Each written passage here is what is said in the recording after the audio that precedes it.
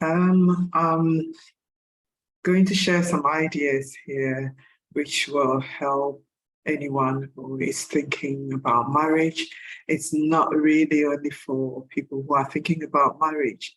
It could be for people who are married already, or anyone who belongs to a family, which is all of us. We want peace and harmony in our families, and we want to have happiness in our families. But it's mainly focused on those young people or those who are thinking about marriage, getting married. Why am I thinking about sharing some of these ideas? We went to Ghana some few months ago, and one of my younger relatives came up to me and said, Auntie Joyce, you have been married for over 30 years. I want you to share some of your ideas with me. And because I don't live in the same place with her, we decided that I'm going to record and send to her, and she will have a look at it, listen to it, and then send me questions, and we will discuss the questions. And we've done that for some months now, and I thought, why don't I share it with more people? It might help maybe just one person apart from this younger relative, and that will be good enough. So that's why I'm sharing some of these ideas. And what I would say is that for me, the main foundation of the joy that I have in this life, even when I'm going through challenges, is the foundation upon God.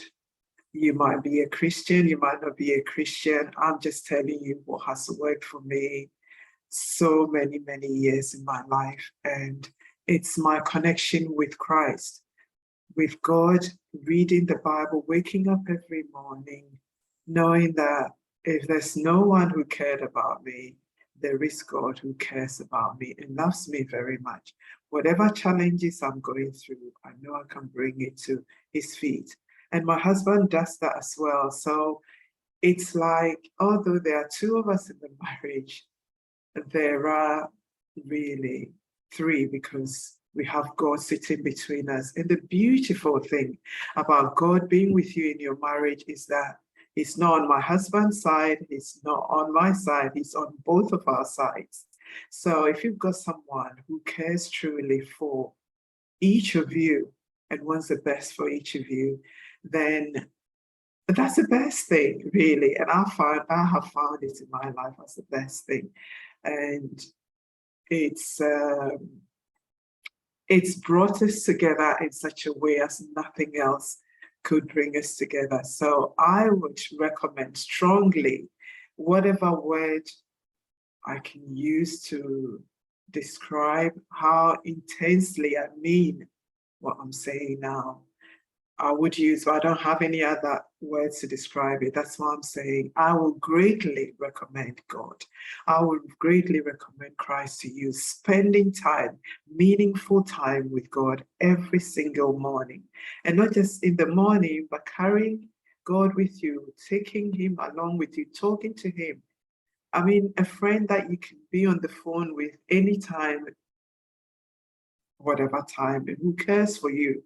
And not just cares for you, but he's got the power to intervene and help you in a way that he thinks best. Sometimes the way he intervenes in my life, I'm not happy at the time, but then I find out later. And those I haven't found out, I know it's for my own good. So I would strongly recommend building your family, building your marriage, building your relationship with each other in the family on God, on your time with God, your meaningful time reading God's word, praying every morning, and throughout the day talking to him.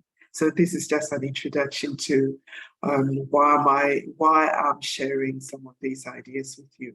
I have divided it to about 10 parts.